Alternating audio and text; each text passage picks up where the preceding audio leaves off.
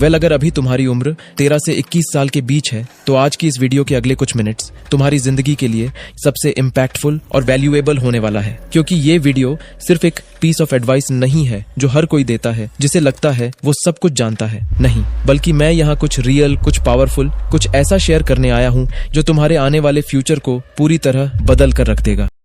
अभी तुम्हारे ऊपर लिटरली जीरो प्रेशर है। जाकर वो यूट्यूब चैनल शुरू करो जो तुम हमेशा बनाना चाहते थे, वो स्किल सीखो जो तुम सीखना चाहते हो, वो ऑनलाइन बिजनेस शुरू करो जो तुम हमेशा ट्राई करना चाहते हो। तुम्हारी प्रायोरिटीज सबसे अलग है तो अलग ही रहने की ट्राई करो, और साथ ही साथ एक sense of inner confidence develop करो और अपने आप के साथ टाइम गुजारना सीखो, क्योंकि अकेले में ही तुम्हें वो क्लैरिटी और क्रिएटिविटी मिलती है जो सक्सेसफुल बनने के लिए सबसे जरूरी है। लेसन नंबर 3, अगर तुम एक टीनेजर हो तो अभी तुम्हारे लिए सबसे बड़ा डिस्ट्रैक्शन है लड़कियां, क्योंकि इस वक्त तुम्हारे बॉडी में कई तरह के हार्मोनल चेंजेस होते हैं। इसलिए इस वक्त लड़कियां तुम्हें सबसे ज्यादा अट्रैक्टिव लगती हैं, और ये बायोलॉजिकली भी बिल्कुल नॉर्मल है। पर फिर भी तुम्हें इसे कंट्रोल करना होगा, नहीं तो तुम कभी भी पूरी तरह से अपने गोल्स पर फोकस नहीं कर पाओगे अगर तुम हमेशा लड़कियों के पीछे भागते रहोगे। कभी एक लड़की को टेक्स्ट करना, दूसरे से मिलना और किसी और के बारे में सोचना, ऐसे तुम कभी भी अपने गोल्स पर फोकस नहीं कर पाओगे। इसलिए टीनेज में तुम्हें लड़कियों के पीछे भागना बंद करना चाहिए और पहले खुद को बनाने में ध्यान देना चाहिए।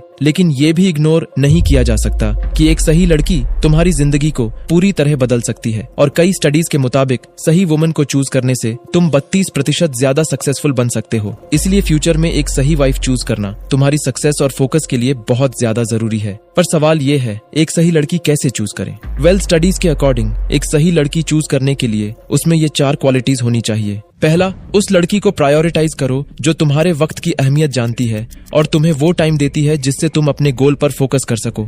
दूसरा, उन लड़कियों को प्रायोरिटाइज करो जो कुछ हद तक मोटिवेटेड हैं। ये मोटिवेशन स्पोर्ट्स, फिजिकल एक्टिविटी या एकेडमिक के थ्रू भी हो सकता है, क्योंकि स्टडीज ने ये भी दिखाया है जो लड़कियां एक्सरसाइज करती हैं या जिनके पास एक लक्ष्य होता है उनमें ज्यादा कमिटमेंट और डिसिप्लिन होता है। तीसरा, जब तुम अपनी 30s में पहुंच जाओ तो उन लड़कियों को प्रायोरिटाइज करो जो कम से कम 24 साल के बीच है, क्योंकि ये वो प्राइम एज है जब ज्यादातर लड़कियां मैच्योर होती हैं। इसका मतलब है कि वो ऐसे चीजों पर कम फोकस करेगी जो तुम्हारी सक्सेस को स्लो डाउन कर सकता है। चौथा, उन लड़कियों को प्रायोरिटाइज करो जो अपने पेरेंट्स को प्यार और रिस्पेक्ट करते हैं, क्योंकि कई स्टडीज दिखाती है जो लड़की अपने पेरेंट्स को प्यार और रिस्पेक्ट करना जानती है वो अपने मैरिड लाइफ में भी बहुत सक्सेसफुल होती है।